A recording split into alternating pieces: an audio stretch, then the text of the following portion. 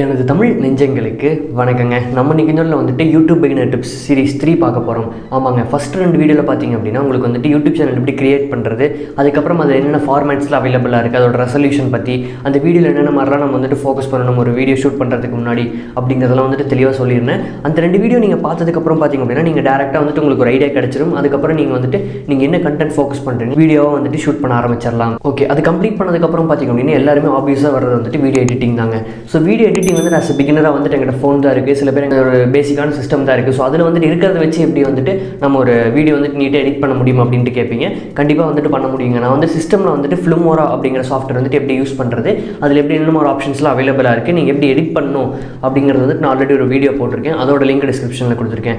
இல்லை நீங்கள் வந்துட்டு மொபைல் தான் வச்சிருக்கீங்க அப்படின்னாலுமே வந்துட்டு மொபைலில் 2 ஆப் பற்றி வந்துட்டு உங்களுக்கு போட்டிருக்கேங்க. எப்படி வீடியோ வந்துட்டு ஃபோன்லேயே எடிட் பண்ணி போடுறது அப்படின்ட்டு. ஸோ அந்த 2 அப்ளிகேஷனுமே உங்களுக்கு ரொம்ப பிகினராக இருக்கும்போது ரொம்ப யூஸ்ஃபுல்லாக இருக்கும் அப்படின்ட்டு நான் வந்து சொல்லுவேன். ஓகே, இப்போ நம்ம வந்துட்டு வீடியோ ஷூட் பண்ணியாச்சு. அடுத்தது எடிட்டிங் ப்ராசஸில் வரும். ஸோ எடிட்டிங்க்கு இந்த மாதிரி அப்ளிகேஷன்ஸ்லாம் இருக்குது. ஓகே, எடிட்டிங் பண்ணும்போது வந்துட்டு அதில் என்னென்ன விஷயங்கள்லாம் நான் வந்துட்டு ஒரு வீடியோவில் கன்சிடர் பண்ணி எடிட்டிங் பண்ணணும் அப்படின்ட்டு கேட்பீங்க. நீங்கள் வந்துட்டு ஒரு வீடியோ வந்துட்டு ஷூட் பண்ணியிருப்பீங்க, அதில் வந்துட்டு சின்ன சின்ன கரெக்ஷன்ஸ்லாம் இருக்கும், அதெல்லாம் கட் பண்ணி மர்ஜ் பண்ண வேண்டிய விஷயங்கள்லாம் இருக்கும். அது வந்துட்டு ஒரு பக்கம் இருந்தாலுமே நீங்கள் வந்துட்டு உங்களுக்கு ஒரு பிராண்டிங் கிரியேட் பண்ணுறதாகட்டும், இல்லை வந்துட்டு அதுலேயே வந்துட்டு உங்களோட சின்ன சின்ன விஷயங்கள்லாம் ஆட் பண்ணுற மாதிரி இருக்கும். ஸோ அதெல்லாம் என்னென்ன மாதிரிலாம் பண்ணால் பெட்டராக இருக்கும் அப்படிங்கிறத வந்துட்டு சொல்கிறேன். அதில் பார்த்தீங்க அப்படின்னா ஒரு வீடியோவில் ஆட் பண்ணக்கூடிய 5 முக்கியமான விஷயங்களை பற்றி உங்களுக்கு வந்துட்டு சொல்ல போகிறேன். ஃபர்ஸ்ட் ஒன் என்ன அப்படின்னு பார்த்தீங்கன்னா உங்கள் சேனலுக்கான ஒரு இன்ட்ரடக்ஷன் வீடியோ. நிறைய சேனலில் பார்த்துருப்பீங்க. ஸோ அவங்களுக்குன்னு ஒரு யூனிக்கான அவங்க லோகோ அந்த நேம் எல்லாம் வச்சு வந்துட்டு ஒரு அனிமேஷனில் வந்துட்டு ஒரு வீடியோ பண்ணியிருப்பாங்க. இன்ட்ரடக்ஷன் வீடியோ வந்துட்டு ஷார்ட்டாக பண்ணியிருப்பாங்க. ஸோ அதுவுமே வந்துட்டு உங்கள் சேனலில் நீங்கள் ஃபோக்கஸ் பண்ணி பண்ணுறது ரொம்பவே பெட்டராக இருக்கும். நம்ம சேனலுமே பார்த்தீங்க அப்படின்னா இனிஷியல் ஸ்டேஜில் வந்துட்டு போட்டுட்ருந்தோம். அதுக்கப்புறம் வந்துட்டு அது வேணுமா வேண்டாமாங்கிறத வந்துட்டு கொஞ்சம் யோசிச்சுட்டு இப்போ கொஞ்ச நாளாக வந்துட்டு அந்த மாதிரி இன்ட்ரடக்ஷன் வீடியோ வந்துட்டு அதாவது நம்ம சேனல் பேர் போட்டு அந்த லோகோ வந்து வரும் இல்லைங்களா, ஸோ அந்த அனிமேஷன் வர மாதிரி. ஸோ அது வந்துட்டு நம்ம சேனலில் இது வரைக்கும் இன்னும் போடலை, மேபி ஃபியூச்சரில் போட்டாலும் போடலாம்.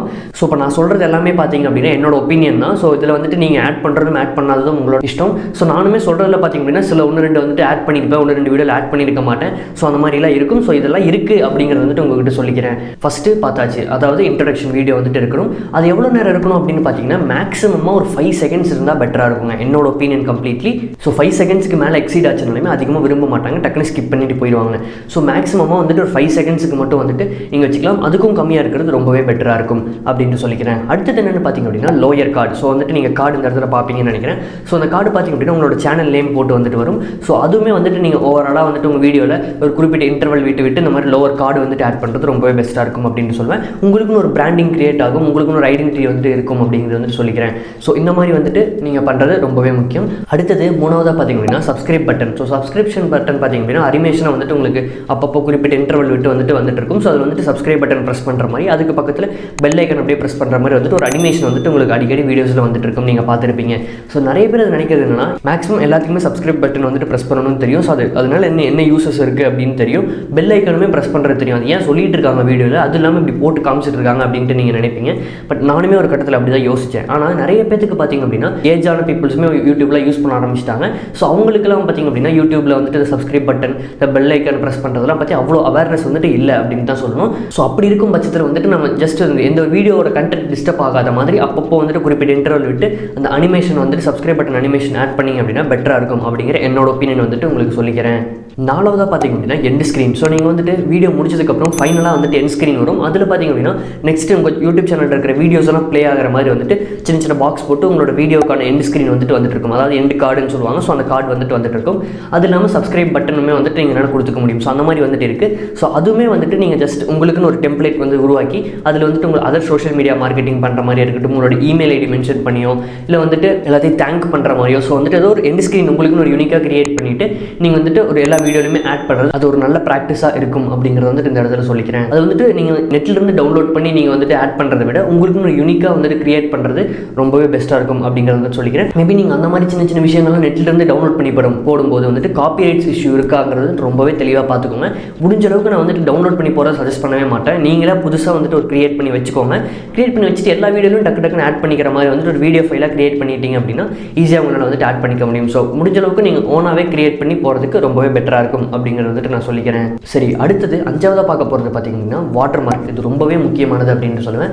நீங்கள் வந்துட்டு உங்கள் வீடியோவில் பார்த்தீங்க அப்படின்னா ஏதோ ஒரு இடத்துல வந்துட்டு சின்னதாக வந்துட்டு இன்ஃபோடெக் அஃபிஷியல் ஜஸ்ட் ஹரன் அப்படிங்கிற மாதிரி உங்களோட சேனல் பேரை வந்துட்டு அந்த இடத்துல போட்டு ஒப்பாசிட்டி அதாவது பிரைட்னஸை வந்துட்டு ரொம்பவே கம்மி பண்ணி வச்சிடணும். ஸோ அது எதுக்காக அப்படின்னு பார்த்தீங்கன்னா ஃபியூச்சரில் உங்கள் வீடியோ டவுன்லோட் பண்ணி வேறு யாராச்சும் ஏதாச்சும் யூஸ் பண்ணுறதாகட்டும், இல்லை வந்துட்டு மித்த சோஷியல் மீடியா பிளாட்ஃபார்ம் வந்து டவுன்லோட் பண்ணி ஷேர் பண்ணாங்க ஆகட்டும், உங்களுக்குன்னு ஒரு ஐடென்டிட்டி வந்து அதில் இருந்துச்சு அப்படின்னா உங்களை வந்துட்டு நிறைய பேருக்கு நீங்கள் போடுற கண்டென்ட் பிடிச்சிருச்சு அப்படின்னா ஃபேஸ்புக்கில் பார்த்தாலும் சரி, இன்ஸ்டாகிராமில் பார்த்தாலும் சரி, அங்கே இருக்கிற யூசர்ஸ் வந்துட்டு உங்களை வந்துட்டு யூடியூப்பில் வந்துட்டு சர்ச் பண்ணிவிட்டு இங்கே வந்துடுவாங்க.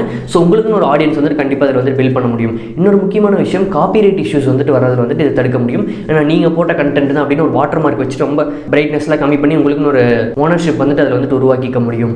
ஸோ இந்த வந்துட்டு வாட்டர் மார்க் ரொம்பவே ஃபோக்கஸ் பண்ணி எல்லா வீடியோலையுமே கொண்டு வரது ரொம்பவே பெஸ்ட்டு. இதில் எல்லாமே ஃபோக்கஸ் பண்ணுறது பார்த்திங்க அப்படின்னா நீங்கள் சின்ன சின்ன விஷயம் ஆட் பண்ணுறது, உங்களோட கண்டென்ட்டை டிஸ்டர்ப் பண்ணாத மாதிரி ஆட் பண்ணுறது ரொம்பவே பெஸ்ட்டாக இருக்கும் அப்படிங்கிறத வந்துட்டு நான் சொல்லிக்கிறேன். இந்த முக்கியமான 5 விஷயத்தை பற்றி உங்களுக்கு ஒரு நல்ல ஐடியா கிடைச்சிருக்கும் அப்படின்ட்டு நினைக்கிறேன். அடுத்தது பார்த்திங்க அப்படின்னா